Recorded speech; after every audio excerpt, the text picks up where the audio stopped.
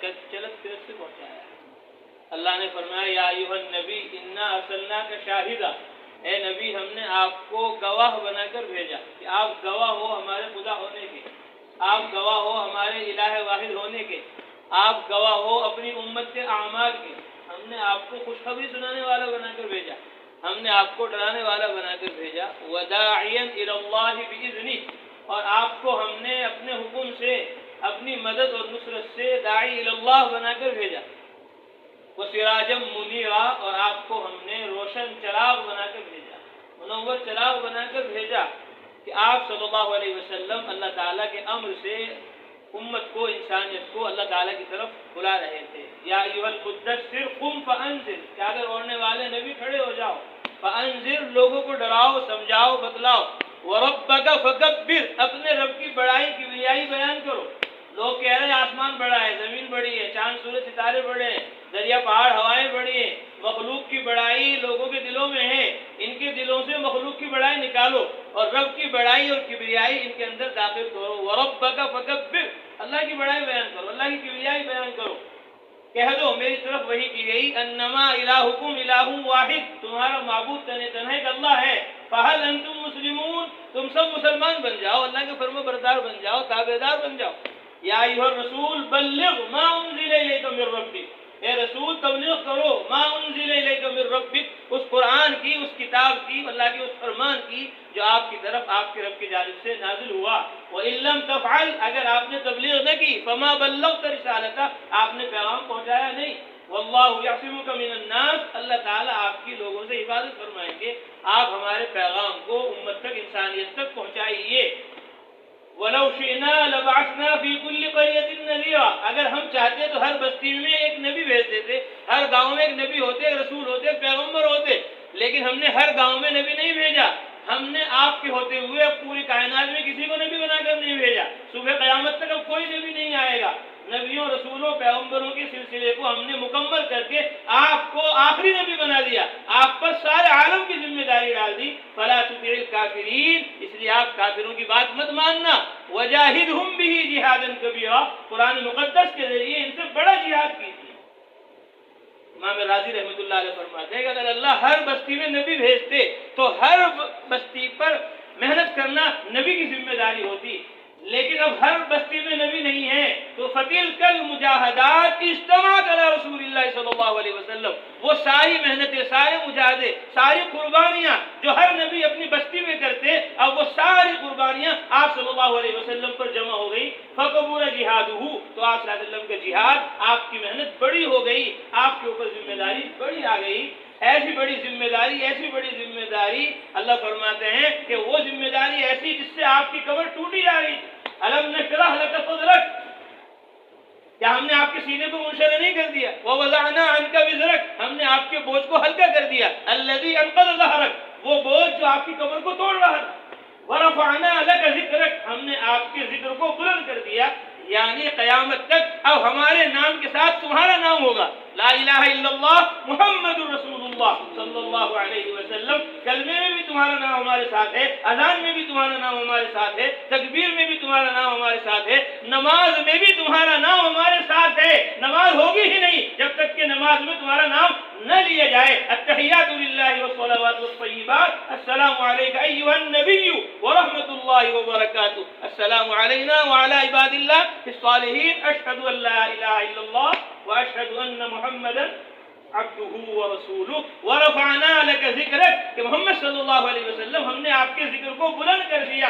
اب قیامت تک آپ ہی کی سنت چلے گی، آپ ہی کا طریقہ چلے گا، آپ ہی کا عمل چلے گا. اس لیے ہم نے آپ کو بڑا اونچا مقام اور مرتبہ دیا ہے. اس لیے آپ اس مرتبے کی قدر کیجئے اور پوری امت کو، انسانیت کو اللہ کی طرف بار بار بلائیے. دن میں بھی بلائیے، رات میں بھی بلائیے، صبح میں بھی بلائیے، شام میں بھی بلائیے، اپنے علاقے میں بھی بلائیے، دوسرے علاقے میں بھی جائیے. تو رسول اللہ صلی اللہ علیہ وسلم جو ان کے پاس آ رہا ہے اس کو بھی سمجھا رہے، جو نہیں آ رہا اس کی مجلس میں جا رہے، اس کی محفل میں جا رہے، اس کے گھر پہ جا رہے، بازاروں میں جا رہے، یہاں تک کہ مکہ المکرمہ سے پیدل بنفس نفیس حضرت محمد صلی اللہ علیہ وسلم طائف میں تشریف لے گئے، جو ہمارا تمہارا سب سے پہلا سبق ہے فضائل اعمال کا.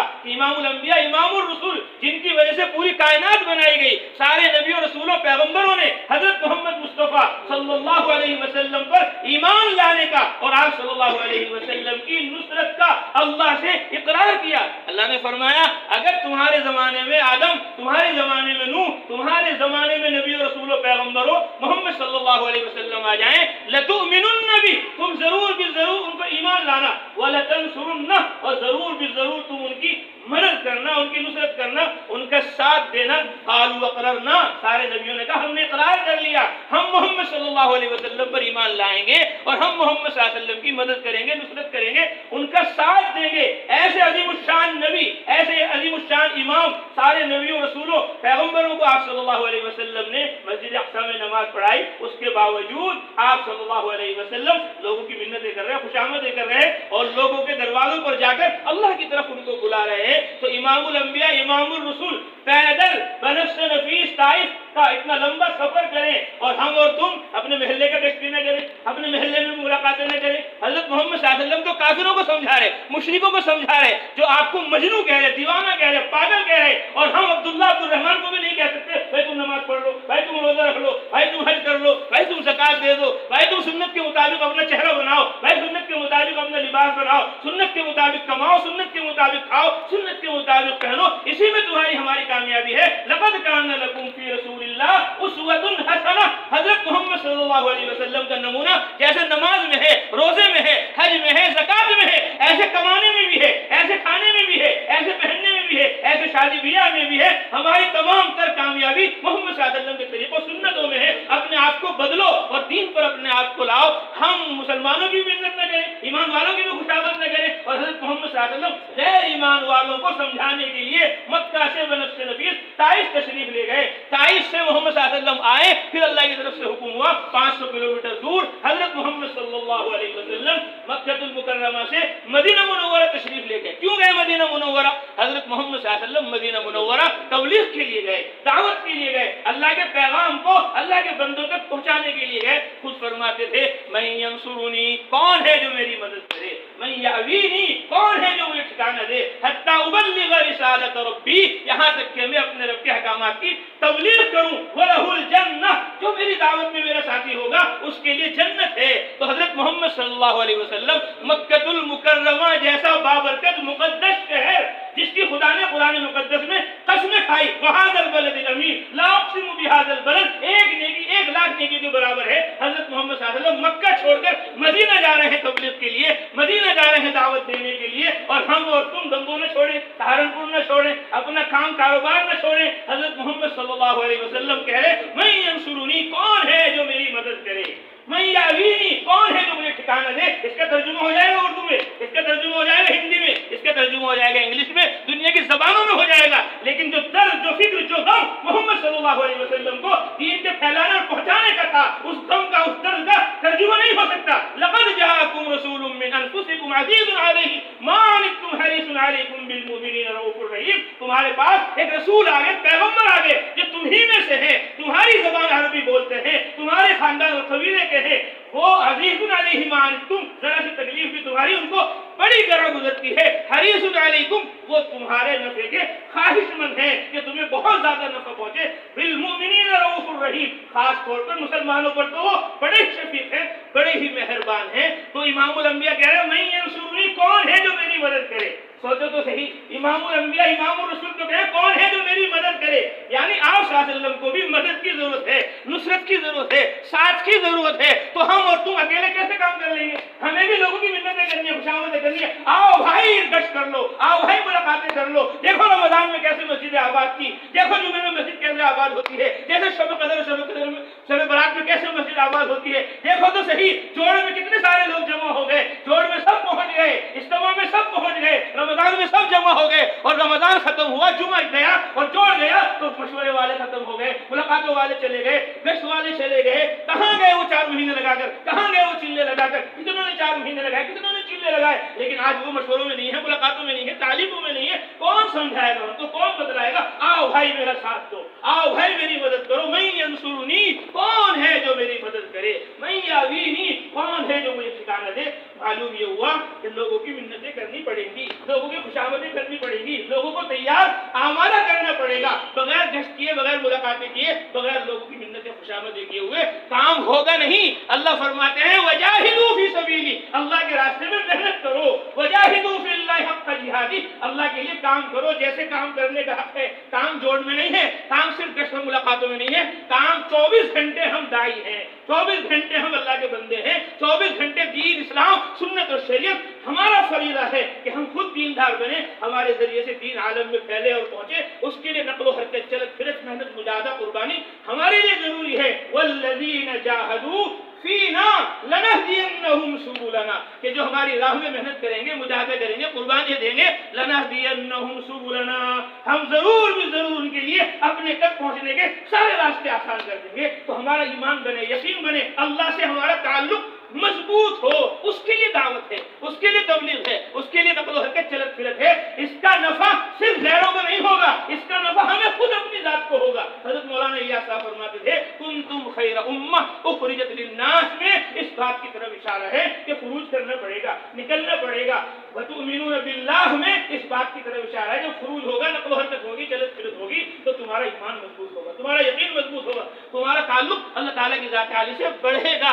ایمان ہمارے اندر آئے تو ایمان کی دعوت دینی ہے, نماز ہمارے اندر آئے, نماز کی دعوت دینی ہے, علم الہی, علم نبوت ہمارے اندر آئے, ذکر ہمارے اندر آئے, اکرام اور اخلاق, اخلاص ہمارے اندر آئے, تبلیغ کا, دعوت کا وہ جذبہ جو نبیوں, رسولوں, پیغمبروں, صحابہ رضوان اللہ تعالیٰ مجمعین میں تھا, وہ جذبہ ہمارے اندر آئے. اس کے لیے محنت شرط ہے, مجاہدہ شرط ہے, قربانی شرط ہے. بغیر محنت کے, مجاہدے کے, قربانی کے ایمان نہیں بنے گا, یقین نہیں بنے گا, اللہ سے تعلق مضبوط نہیں ہوگا. اللہ کے نبی صلی اللہ علیہ وسلم نے فرمایا یا ایھا الناس, اے لوگو, ان الناس لم یعطوا فی الدنیا خیر من الیقین والمعافات, اے لوگو, دنیا میں انسانوں کو یقین سے بہتر اور عافیت سے بہتر کوئی چیز نہیں دی گئی. سب سے بہتر چیز اس کائنات میں وہ ایمان ہے, وہ یقین ہے, وہ عافیت ہے, سکون ہے اور اطمینان ہے. یا ایھا الناس, اے لوگو, ان الناس لم یعطوا فی الدنیا خیر من الیقین والمعافات, یقین اور عافیت سے بہتر کوئی چیز انسانوں کو دنیا میں نہیں دی گئی. فسلوہم اللہ, اللہ سے یقین مانگو, اللہ سے ایمان مانگو, اللہ سے عافیت مانگو. بغیر یقین کے, بغیر عافیت کے کوئی کام دین کا نہیں ہو سکتا. اس لیے اللہ سے یقین کو مانگنا ہے, اللہ سے عافیت کو مانگنا ہے. حسن بصری رحمۃ اللہ علیہ اس حدیث کی شرح کرتے ہیں اور فرماتے ہیں صدق اللہ ورسولہ, اللہ کے رسول نے سچ کہا, اللہ نے سچ کہا. یقین سب سے بہتر چیز ہے, یقین سب سے اعلیٰ چیز ہے, عافیت سب سے عمدہ چیز ہے. صدق اللہ ورسولہ, اللہ اور اس کے رسول نے سچ کہا. بالیقین طلبت الجنہ, یقین سے ہی جنت طلب کی جاتی ہے. جب یقین ہوگا جنت کا تو اس کی طلب میں جان لگے گی, اس کی طلب میں مال لگے گا, اس کی طلب میں وقت لگے گا. آج یقین ہے دنیا کا, مال کا, دولت کا, روپے کا, پیسے کا, ووٹ کا اور نوٹ کا, کتنی محنتیں ہو رہی ہے رات دن صبح شام. ووٹ ہو گئے پھر بھی لوگ انتظار میں ہیں کس طرح ہم جیت جائیں, کس طرح ہم کامیاب ہو جائیں. رات دن صبح شام مال آ جائے, دولت آ جائے, روپیہ آ جائے, پیسہ آ جائے, کیا گنگو چھوڑ کر پہنچ گئے مدینہ, پہنچ گئے مکہ, پہنچ گئے مصر, پہنچ گئے لبنان, پہنچ گئے شام, پہنچ گئے عراق, پہنچ گئے امریکہ اور افریقہ, پہنچ گئے بہار, بنگال, آسام. ساری دنیا کے دورے ہو رہے ہیں دنیا کی طلب میں, مال کی طلب میں, روپیہ, پیسے, اسباب, چیزوں کی طلب اور جستجو میں ساری دنیا میں جانا آسان ہے. ہم نے بچپن میں پڑھا تھا یصبر علی نقل الجبال لاجل المال, پہاڑ کو ایک جگہ سے دوسری جگہ پہنچانے پر صبر کیا جاتا ہے مال کی وجہ سے, کہ مال ملے گا, تم اس پہاڑ کو ہٹاؤ, یہاں ہمیں سرنگ بنانی ہے, یہاں ہمیں راستے بنانے ہیں. تو لوگ پتھر پھوڑنے پر, پہاڑ توڑنے پر, پہاڑ کو یہاں سے وہاں پہنچانے پر کمر بستہ ہو جاتے ہیں, اپنے آپ کو پیش کر دیتے ہیں.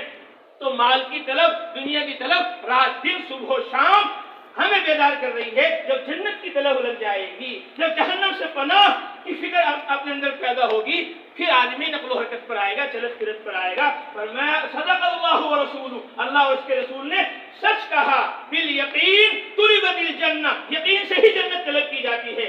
اور بالیقین حرب من النار, اور یقین سے ہی جہنم سے بھاگا جاتا ہے. کہ جہنم میں جانا پڑے گا اگر نافرمانی کی, تو اس لیے آدمی جہنم سے اپنے آپ کو بچاتا ہے.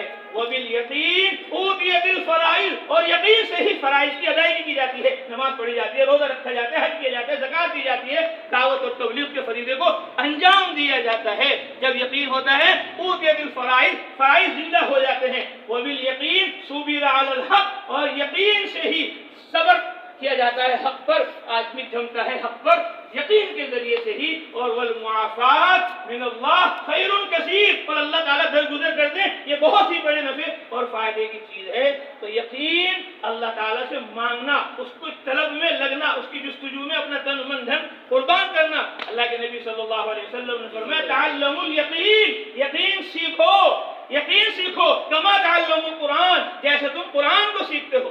امام غزالی رحمۃ اللہ علیہ فرماتے ہیں کیسے یقین کو سیکھو؟ فرمایا جالس الموقنین، یقین والوں کے پاس بیٹھو، ایمان والوں کے پاس بیٹھو، عمل والوں کے پاس بیٹھو، ان کے پاس بیٹھنے سے تمہارے اندر یقین آئے گا۔ واستمعوا منہم علم الیقین، اور ان سے یقین کا علم حاصل کرو، ان سے یقین کا علم سیکھو۔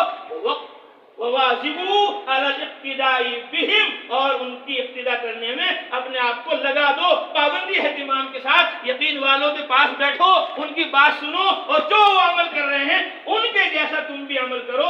لیقوی یقینکم کما قوی یقینہم، تاکہ تمہارا ایمان بھی ایسے ہی قوی اور مضبوط ہو جائے جیسے ان کا ایمان اور یقین مضبوط ہو گیا۔ تو یقین حاصل کرنے کے لیے یقین والوں کے پاس بیٹھو، ان کے پاس بیٹھو جن نے جان لگا دی، مال لگا دیا، ملکوں کے سفر کر رہے ہیں، ہر سال 4 مہینے لگا رہے ہیں، 3 دفعہ 4 مہینے نہیں، 5 دفعہ 10 دفعہ 20 دفعہ 4 مہینے لگ گئے، اور 1 سال لگ گیا، دوسرا سال لگ گیا، تیسرا سال لگانے کی جستجو تیاری میں ہے، کوئی گشت نہیں چھوڑے، کوئی مشورہ نہیں چھوڑے، کوئی ملاقاتیں نہیں چھوڑے۔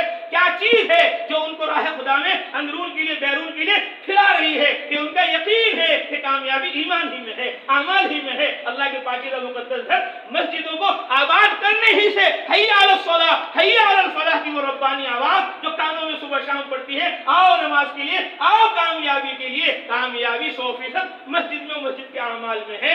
یہ ان سے پوچھو جنہوں نے مسجدوں کو آباد کیا ہوا ہے اور مسجدوں کو آباد کرنے کے لیے عالم میں نقل و حرکت چلت پھرت کر رہے ہیں، ان کے پاس رہو، ان کے ساتھ رہو تو تمہارا ایمان یقین بڑھے گا، اللہ سے تعلق مضبوط ہوگا اور سارے عالم میں جانا آسان ہوگا۔ اس لیے سب نیتیں کریں، ارادے کریں کہ اپنا ایمان یقین بنائیں گے، اپنا تعلق اللہ سے مضبوط کریں گے، اس کو سیکھنے اور عالم میں کھلانے پہنچانے کے لیے پوری دنیا میں جماعتیں بنا بنا کر جائیں گے انشاءاللہ۔ سب کرو گے، ارادے کرو، نیتیں کرو کہ انشاءاللہ سب سارے عالم میں جائیں گے، اکیلے نہیں، پوری جماعتیں بنا بنا کر جائیں گے، ہر مسجد سے جماعت بنے، ہر گھر سے جماعت بنے۔ ابھی علماء کی دوسرے سال کی عرب میں جماعت گئی، 3 سگے بھائی، تینوں حافظ، تینوں عالم، تینوں نے 1 سال ہندوستان میں لگایا، اب دوسرا سال عرب میں لگا کر آئے۔ 2 عالم، ابھی باپ اور بیٹا دونوں عالم، دونوں نے سال لگائے یہاں، اب دوسرا سال عرب میں لگانے کے لیے جا رہے ہیں۔ ایک ایک گھر سے علماء کی جماعتیں بن کر جا رہی ہیں۔ تو ہم اور تم جنہوں نے قرآن پورا نہیں پڑھا، حدیث پوری نہیں پڑھی، سنت و شریعت کے مطابق ہماری پوری زندگی نہیں، تو ہمیں کتنا زیادہ قربانی دینے کی ضرورت ہے۔ اس لیے سب نیت کرو کہ ہر سال 4 مہینے لگائیں گے، اور آج سے، ابھی سے نقد یہیں سے شروع کریں گے انشاءاللہ۔ اب تشریف رکھو اور نام لکھو۔ اللہ کو محمد دان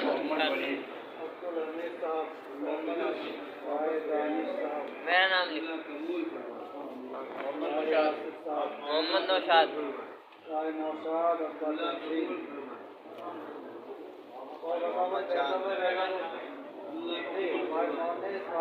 فاتحہ